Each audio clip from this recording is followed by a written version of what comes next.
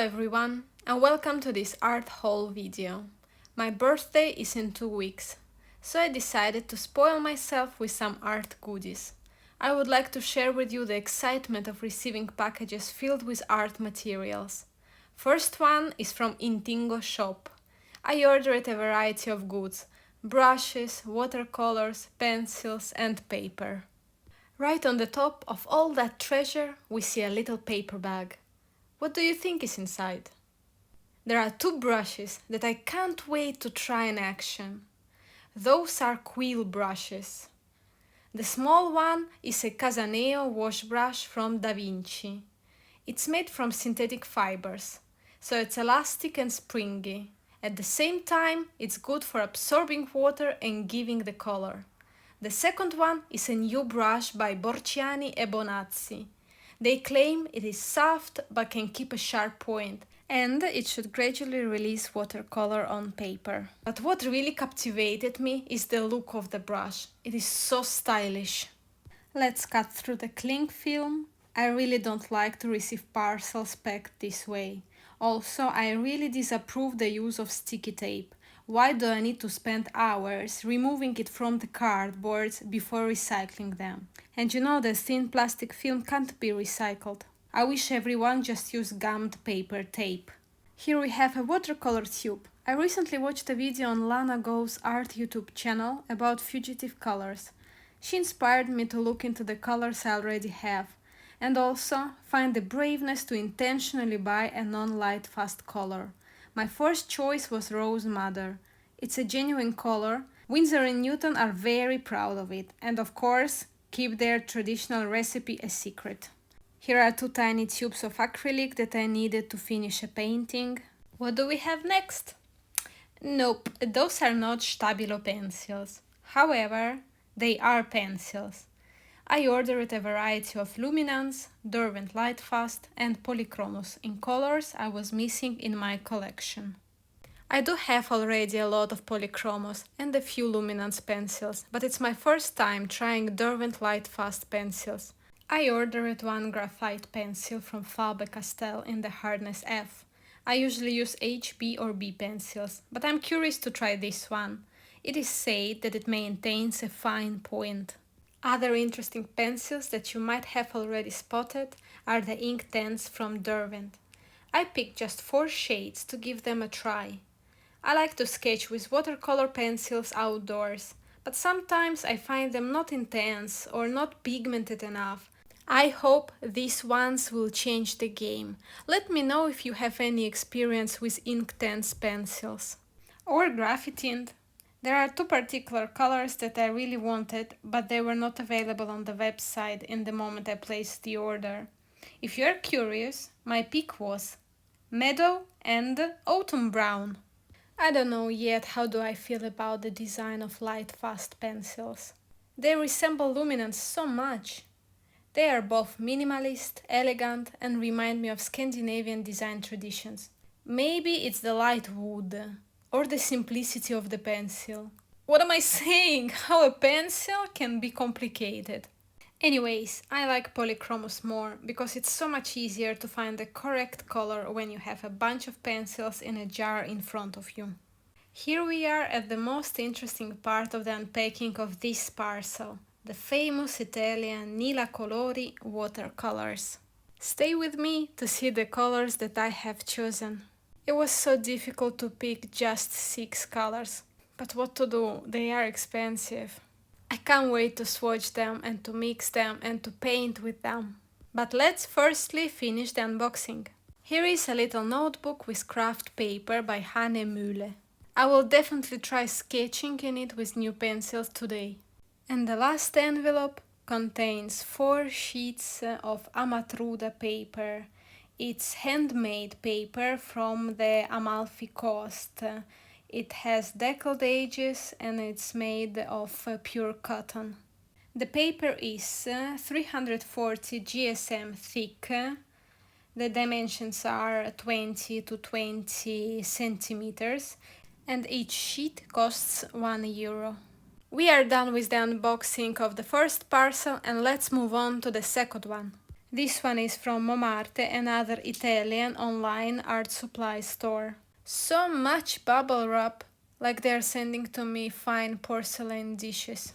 First item is a mop brush by Tintoretto. It was the main reason of that purchase. Intingo shop didn't have this brush in number 6. I have heard many good reviews of this brush, especially from the YouTubers who received a Gallo watercolors. Well, saying that this brush didn't meet my expectations is nothing. Then you have seen some watercolors. A Van Gogh tube, a Winsor & Newton one that I picked to make a comparison, but also to paint with it, of course, because watercolors should be used and not just stored, but you do you. And the half pen is a genuine indigo by Maimeri blue. The album is a cheap sketchbook from Fabriano. It's a 90 GSM paper that shall be good for graphite pencils, but I will try to use colored pencils as well. The third and the last parcel is from AliExpress. I have made a review of a box of colored pencils I have ordered from China previously. I was really pleased with the price and the quality of them, so I decided to give a try to other pencils. I will be reviewing them soon. I also got an electric eraser. It's very useful in watercolor pencil sketches. The pencil case shall become a home for my polychromos, luminance and light-fast pencils. I got so excited about the watercolors that went to swatch them right away. I will start with the indigo. I have never seen a genuine indigo in real life, so I'm curious how this color looks like. I have many Maimeri watercolors. I like this brand very much, but this indigo will be living in a case with other fugitive colors and not my usual Maimeri palette. This particular indigo is based on pigment Natural Blue 1. It's an ancient colorant. In Europe, Celts and Germans used woad as the source for the indigo dye. But it was the ancient people from Middle East who brought the true indigo from the plant that was native, I guess, to India. It was arriving in Europe in blocks of pulverized dry leaves, and Romans believed it was a precious stone lapis indicus. After a bit of a struggle with paper stuck to the watercolor, I can finally swatch this beautiful blue indigo. I'm very pleased with this shade, and I don't mind it being fugitive. I will be doing a dedicated video about the Nila Colori watercolors, so here is a little sneak peek for you. Rose Madder Genuine Watercolor by Winsor & Newton is produced with NR9 pigment. The same pigment is used in the production of genuine Madder Lake Brown. Here is a page from an old Italian herbal manual depicting the roots of the Rubia tinctorum plant. Madder reds were important colors in history and were well loved, so I'm not surprised that in the 19th century one of the first ever synthesized dyes was alizarin. You might already have the alizarin crimson in your watercolor collection. Check the pigment PR83. It's more light, fast than the original, but I still find the shade of Rose Madder more appealing, and it also granulates. Look at this close, dyed with the lovely Rose Madder. It's an example from the manual called the Praktisches Handbuch des Zeugdrucks. Were you knowing that Romans had a guild divided in 6 categories, each specialized in different shades of red? And here is the sister of the Rose Madder, the Brown Madder. Winsor & Newton makes a hue with PR206, but Johannes Vermeer used the real deal on the brick walls of the houses on the little street.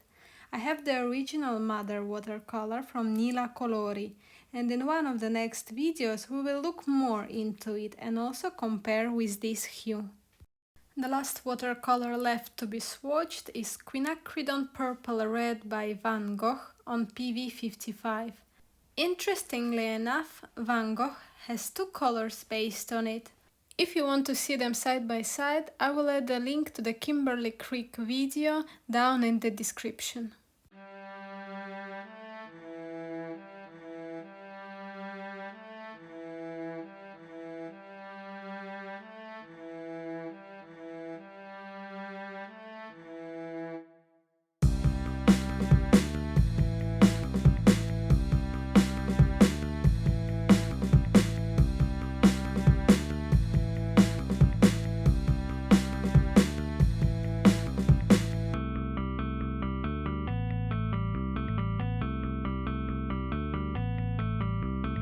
Here how it looks like next to the purples and violets that I own.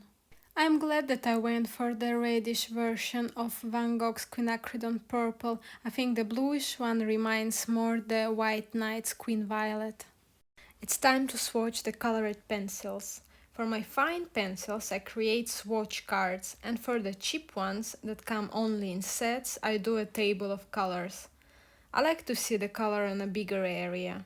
It's way easier to see how it interacts with the neighboring colors when I lay them near before starting a drawing.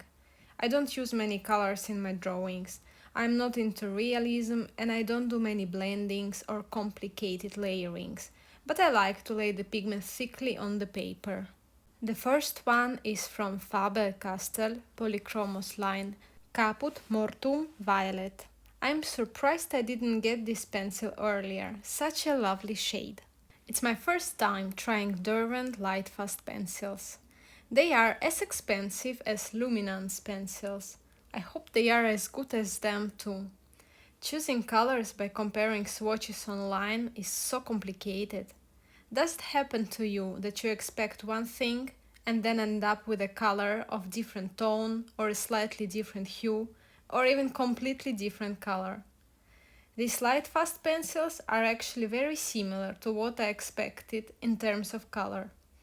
I checked Harry's from the Art Gear Guide swatches. He has an article on his blog with both luminance and light fast pencils swatched. I will link it below. Here is purple, very intense color, a deep shade as I like.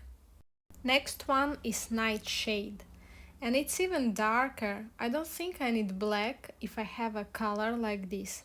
Totally recommend it.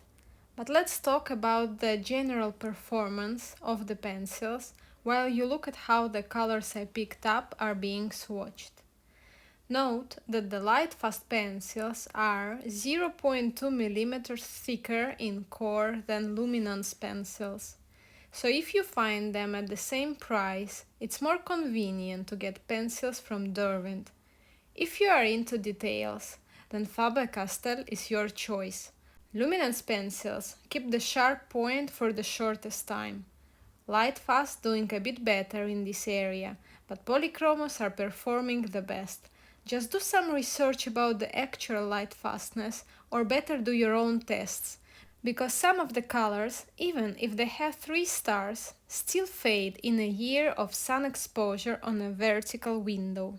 Let me know if you have seen anyone performing the light fastness test on luminance or light fast pencils. I'm curious to see how they behave in real life and not under the museum conditions. Of all these pencils, I love luminance just a little bit more than others. I really appreciate that they disclose the pigments used in the colored pencils. Of course, colored pencils are not the same thing as watercolors, where you kinda have to pay attention, you don't mix multi-pigmented colors together, or at least play with watercolors before to estimate the results of mixes in your final artwork. Nevertheless, I'm pleased to see the pigments that Caran d'Ache used. You may notice those are all high-quality, trusty pigments. Some of these pigments you might already have in your watercolors, like PG7, PB15, PY42, or even PB28, PV16 or PG50. Pigments used in these pencils also explain the particular names. The watercolor artists are used to the names like anthraquinone, Thalassianine blue or indanthrone, but some colored pencils artists are not. But I much prefer the scientific names to the names like banana, dark honey, salmon, strawberry, mustard. Come on, I'm not so food driven. And what should I expect from the mustard? Is it Dijon mustard? Or is it the German one? Or the vivid American one? Is it the color of mustard flowers? Or dried seeds? Just call it accordingly to the pigment or the historical name. It is probably nickel azo or gamboge or Indian yellow. Ultramarine violet is my first scratchy luminance pencil. It's upsetting. I hope that with sharpening I will get to the softer core. The last 4 pencils are Inktense pencils. They are really intense, much more pigmented than my Cochineal Mondeluth watercolor pencils. Unfortunately, the stickers left on them glue residue. I will try to remove it with some oily makeup remover and then with rubbing alcohol. With the first sharpening, core of one of the pencils broke. I really hope it won't repeat. I use Kum sharpener. They are made in Germany and should be of high quality. It is also a relatively new one, so I can't blame the blade. At the end, I think I sharpened them nicely. I decided to test them right away in one of my new sketchbooks. I chose the Hahnemühle with Kraft paper. Here is the result. The white pencil used here is from Derwent drawing. And in the Fabriano sketchbook I tried luminance and light fast pencils. Here I'm showing you how I actually store my colored pencils. Not very efficient, I agree. I have a jar with reddish colors, a jar with bluish, and then I keep yellows, browns and greys in the polychromos tin. Derwent drawing are stored in the original tin, but it's all about to change, because I got the pencil case. Would you like to organize together my collection of colored pencils? We can swatch and compare all the colors.